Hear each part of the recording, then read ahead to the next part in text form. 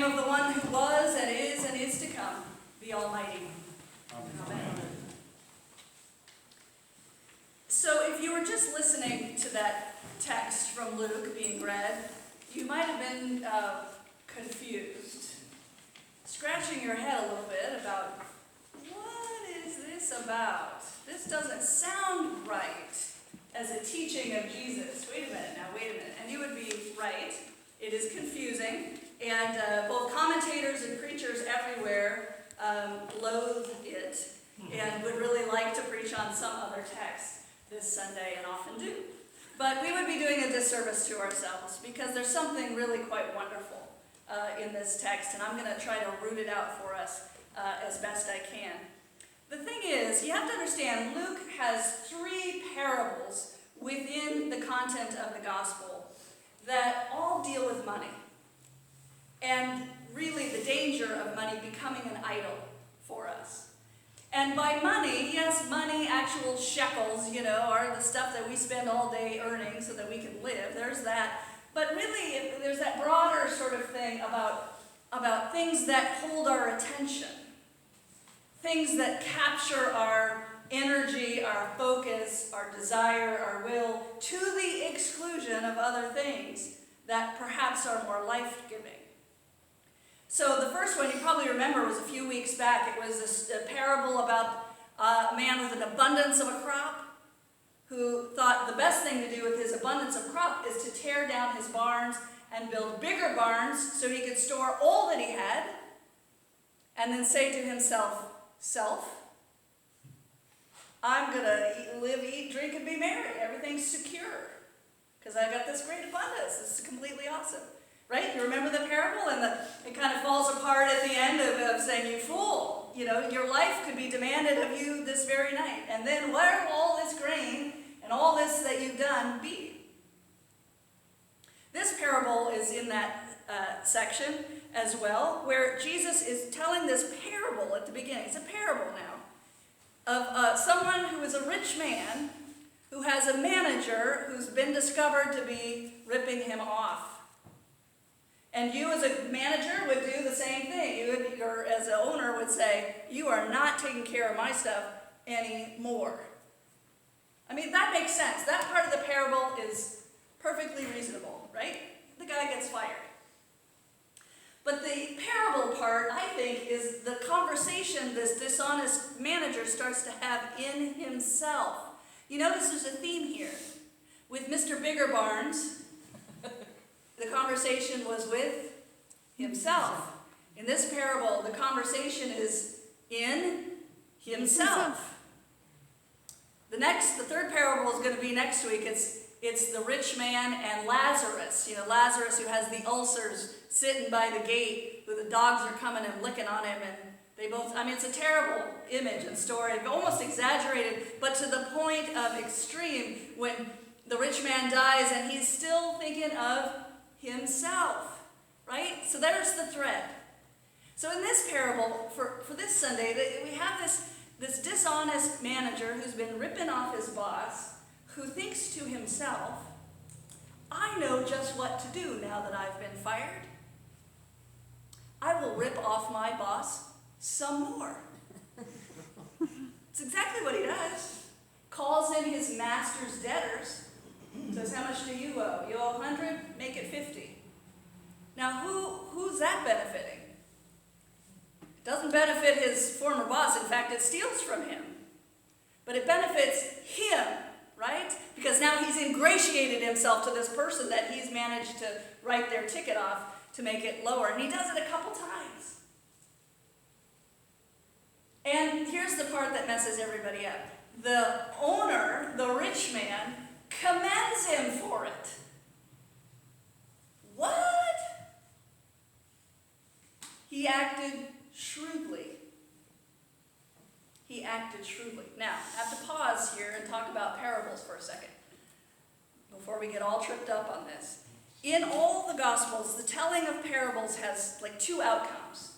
They often end, the moral of the story is, "You go and do likewise," or the moral of the story is, "There's this, but as for the kingdom of God, how much more?" And this is a how much more kind of parable. Here is a dishonest manager. Some commentators suggest or imply that the rich man who employs him, probably this is ill-gotten gain as well. So we got dishonest owner, dishonest manager, acting shrewdly because that's the way you do business in the world, right? Pardon the language, but you screw over your neighbor, your competitor, so you get more, right? And you fix it all for your own self. Then Jesus begins to teach here, and he says, the children of light don't act this shrewdly, but they should. If this is how it is in the world, how people who are money grubbing and seeking wealth and riches and truth, we could probably read into this as well. Things that are not lasting. If that's the shrewdness with which the world operates, how much more should the children of light be shrewd towards the things of God, which are love, mercy, justice, forgiveness. I mean, wait a minute now, I get it. Don't be like the dishonest manager or his boss in their dishonesty, in their selfishness, but be shrewd in the sense of the passion with which you go after God. Now, jump to the end of this little teaching Jesus is giving. The line is the zinger at the end. You cannot serve two masters. You cannot. You'll hate one and despise the other, love one. You'll be conflicted. You can't do it. And he doesn't say it directly in this text, but we get the implication. So y'all better choose who you're serving. Remember, this part of Luke's gospel, Jesus is on the way. He is headed towards Jerusalem. It's a moment of teaching for them of, y'all better have your priorities straight here. This isn't a game. This isn't about how you can have gain or, 7 ways to enhance your bottom line or anything like that. This is about going to Jerusalem and suffering and dying. This is my mission. You need to decide who you're serving.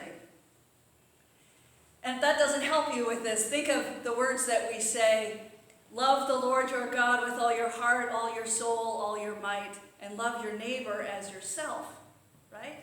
On these two hang all the law and the prophets. There is a shrewdness in that statement, a intensity of focus. Be with God, be for God, and nothing else. Now that doesn't mean feel guilty that you have resources, that you have money, or that you work hard and that you earn money. But understand that in Jesus' mind, that all belongs to God. If your whole life belongs to God, your pocketbook belongs to God also. Your resources, God has a claim on that, because in the kingdom of God, there isn't you and everyone else, there's just us. It is a radical teaching. And if it just sucks the air out of the room when you hear those words, you cannot serve God and money. I mean, I can apologize for that, but I think it is kind of an air-sucking sort of statement. Jesus is indicting them. And for good reason. Remember the disciples, James and John, can we sit on your right hand and on your left when you come into your glory? Do you remember they come to Jesus and ask that? They're not asking about glory. They're thinking he's going to be the next ruler, the next military chieftain, the next king.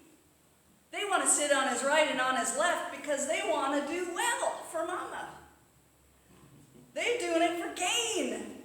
They think Jesus is their ticket to the next level of the social ladder. And Jesus, you remember this story in the Gospels, Jesus answered to them. He's so smooth. Jesus is always smooth. He says, can you drink the cup that I can drink? That I'm going to drink? And they said, oh yes. Again, not. And he said, well, you will. You will drink the cup that I drink, and you will be baptized with the baptism with which I am baptized. And he's talking about his death. He's not talking about ascending to the throne, overthrowing Rome and becoming the governor. He's talking about the kingdom of God being at hand. And it will be in his blood at the cross. And he's inviting them, just as he invites all of us, to take up our cross and follow him in a way that is single-minded and passionate and, yes, shrewd. Shrewd. Shrewdness is not a bad word. Just think about shrewdness for the kingdom of God. I have one story, then I'm going to stop. It's a story about Benedictine nuns that I heard this story from a Benedictine sister. And she was talking about, this was a community in the Philippines back in the, I think it was in the 80s or maybe early 90s. There was quite a bit of political strife in the Philippines. And in the outlying villages, there were just gangs of people that liked to create mischief, let's just put it that way. And so the sisters were there to minister, be part of the community. And they had one pump for the water, one water well. And if not, these people would come in and they'd take that thing and they'd steal it, so that the villagers didn't have any access to water, just to be obnoxious, to remind you who's boss, right? And when the nuns came to that particular community, this happened several times, and everybody's so frustrated because it's expensive to get a new pump. There's not a lot of access. And so what can we do? What can we do? And the sisters, they were thinking about it. I know what we can do. So they managed to acquire another water pump. But instead of putting it in the ground, they gave a piece of it to you, and a piece of it to you, and a piece of it over there, and a piece of it over here. And at a certain time, we all get together at the well spot, we assemble it, everybody gets their water for the day, and then we take that thing apart, and we all put it in our homes. And they're not any wiser. And everybody has been then blessed with water that they didn't have to walk 5 miles to get. That is shrewd. I don't know if you hang out with nuns very often, but I do. And I'm like, oh, slam, that is awesome. That is being shrewd for the kingdom of God. Finding a way in which the mission, the kingdom of God, is at hand and can be moved forward even in the midst of a world that is very wacky and crazy and death-dealing most of the time. So let me ask you, how many masters do you serve? You have an assignment. Figure that out. How many masters do you serve? I serve the what-if master. I just want you to know, if you need help with this. Maybe you do too. I'm pretty sure others do. The what-if master. What if? What if? What if? What if? What if? What if? Oh, what if? What if? 3 o'clock in the morning? Does anybody have a visitation from your master? What if? Right? It's a completely internal thing. It's completely in my head. It is a bad habit. I hate it. I come against it in prayer all the time. It's like, no, God has put me right here, right now to live, not in the what if. It doesn't have to be wealth or idolatry or money or anything like that. It can be something as simple as your pattern of thought that is self-defeating and death-dealing to yourself and taking away from seeing the abundance that God gives us. You cannot serve 2 masters, Jesus says. So decide which one you're going to serve, and then give the rest of them their notice. Send them packing. Amen.